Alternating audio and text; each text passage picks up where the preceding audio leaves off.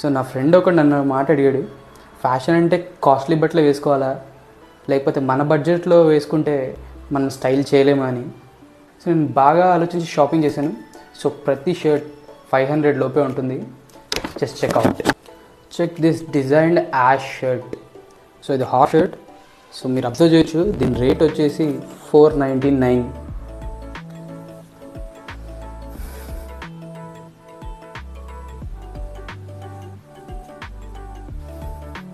Next ఈ full hands purple T shirt.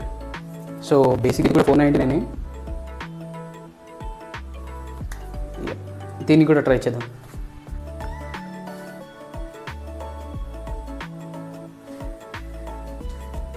So fitting మాత్రం బాగుంది అండ్ కలర్ కూడా మనకు సెట్ అయినట్టే ఉంది.